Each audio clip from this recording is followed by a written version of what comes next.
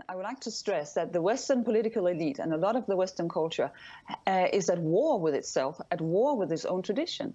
And that's why they don't stop this genocide against Christians, because they need to get rid of the Christian church, the Christian voice, to implement a new world order, to implement a new belief system, because Christianity actually gives people light to understand what is the truth, and it gives personal freedom. And this is exactly what they don't want. I mean, it is a kind of anti-Christian spirit that is at work. And normally in these political programs, we don't talk about spiritual matters, but we need to do that, because you can't understand what's going on in the world today if you don't understand that underneath the political agenda is a spiritual agenda, and it's not really rational, but it's full of hatred against Christianity, because nobody can explain why in these human rights times that nobody really cares about the Christians.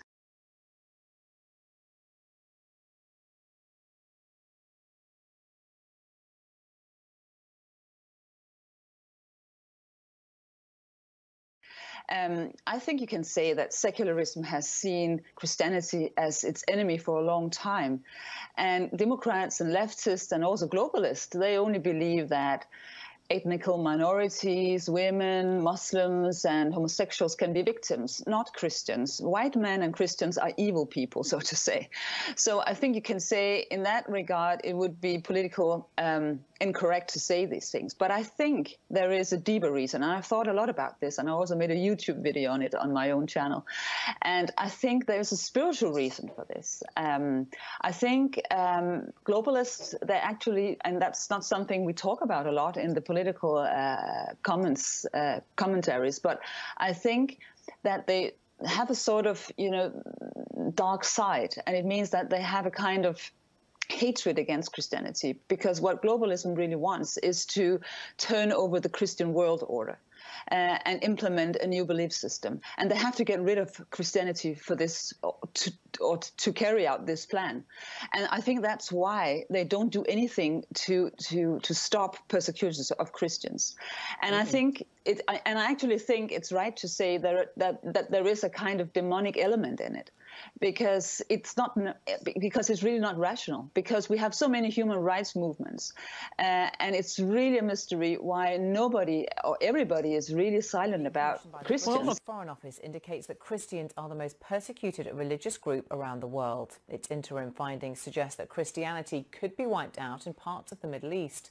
The British Foreign Secretary, Jeremy Hunt, said political correctness had prevented proper discussion of the subject. Well, with me now is Ryan Christopher from the campaigning group Alliance Defending Freedom International. Welcome to you. Thanks very much for being with us. Now, yours is a Christian organisation. What do you make of this report? Presumably you're not surprised by its findings. Not at all, Samantha. Thank you for having me. We welcome this report, as do many of us, and it's a great first step by the government in recognising that this has been a neglected issue in the press, by government departments, politically, over the last many years, in fact. That Christian persecution happens to 80% of the 1/3 of the world who suffer religious persecution. A new interim report released at the request of the British Foreign Secretary says Christian persecution in some parts of the world is, quote, close to meeting the international definition of genocide, with Christians being targeted by extremist groups in the Middle East, Sub-Saharan Africa, and East Asia. For more on this, we bring in the president of the Iraqi Christian Relief Council and senior fellow of the Philos Project, Juliana Taimoorazi. Juliana, thank you for joining us tonight. Thank you for having me on, Molly. It's really startling to see that sort of figure, that takeaway from the report, that it could potentially be reaching genocidal levels. Also worth noting from this report, 80% of religious believers who are being persecuted around the world are Christians. Should this be a wake-up, a worldwide wake-up? Absolutely. There has been a genocide that is already underway. Open Doors report, 1 out of 9 Christians, Molly, across the world are being persecuted today. And of course, this causes not just potentially death, as we're talking about genocide, but also people being pushed out of their homelands, and the religion, where it perhaps had a stronghold, being forced out of areas where Christians lived. I want to take a listen. This is the British Foreign Secretary, Jeremy Hunt, speaking in Kenya. Around 250 million Christians being persecuted, 3,000 losing their lives last year alone, and that's increasing. And there are many different reasons for that. Religious conservatism, politicians playing on people's religious prejudices, state-sponsored oppression, terrorism. He also talked about political correctness. Do you think that plays a role? Absolutely. Actually, I believe the death of most of the people that are suffering today is truly because of the political correctness, because the world turns a blind eye to this. And when we are politically correct, we are sympathizing with those terrorists that are destroying communities and erasing histories. For example, the Assyrian people in Iraq, our history, they're trying to erase our history by destroying our monuments and really pushing out us from the homeland. Unfortunately, Europe is being run by governments that do not care about their Christian heritage and Christian religion. They don't care about anything that's happening. All they want to do is rule and stay in power, and they use the political correctness machine to do so. Talk about the political correctness.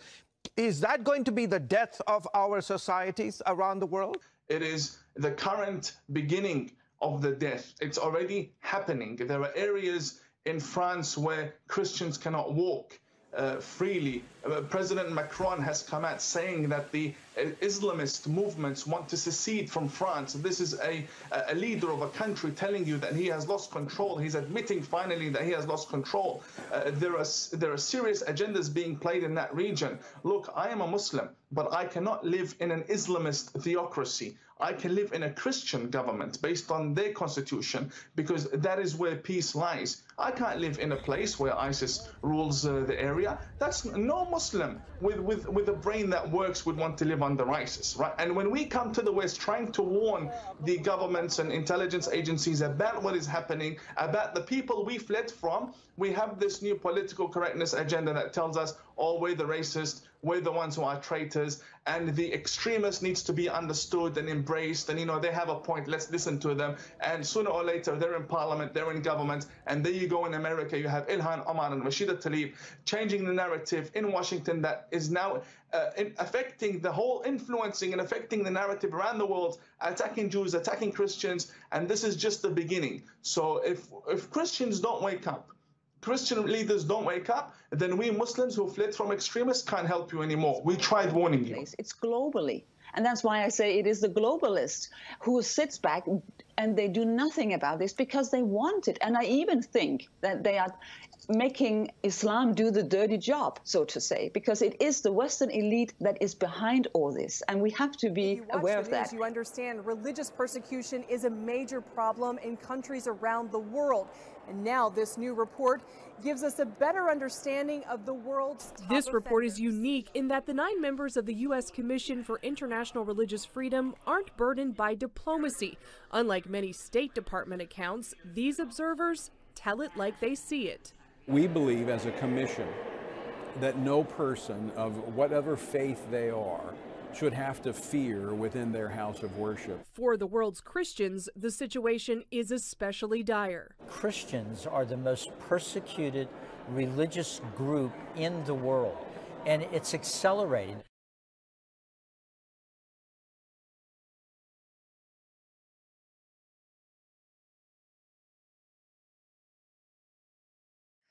It is a spiritual thing here, and I know it's very disturbing or not usual for people who are watching, you know, political programs to deal with spirituality, but it is a spiritual problem. It is a spiritual war more than it is a political struggle, and I think Europe is losing it because we have lost the faith, and our governments is even against a Christian world order. They want to implement some kind of globalist world order, which is an anti-Christian society. We already see the breakdown of nations, same-sex marriages, the attack on the traditional family, things like that, gender. So everything that belongs to the Christian world order is being broken down, and Islam is going to take over. But Ibn, I mean, but you make the most important point, is that if Christians are not going to defend their own faith, then who will, Ibn? Yeah, but we are so spoiled. We're used to that. I mean, we are used to that. Our governments will take care of it. And we are very naive because we believe in democracy and, you know, freedom of speech and all these things. But there are many Christians right now who cannot talk about their faith because they're going to be punished for it, because the thought police is already there. You cannot, you know, say anything against same-sex marriages. You cannot say anything against transgenderism. All the old Christian values are politically incorrect. So it means that it's already, you know, taking place here in Europe, Christian persecution, but in a more subtle way. And Christians really have to wake up and see that Christians, at least in the Western part of the world, really need to be able to be warriors, to fight, and also be ready to die for the faith. I mean, that's how the Christian faith spread in the Roman Empire. It was because Christians would stand up for their beliefs and they would be ready to die. We're very spoiled. We're not ready to die for anything. We just want the welfare state to take care of it, and, you know, everything is just all right. But we need to learn that time is changing. And we cannot depend on our governments to protect our churches and our faith. So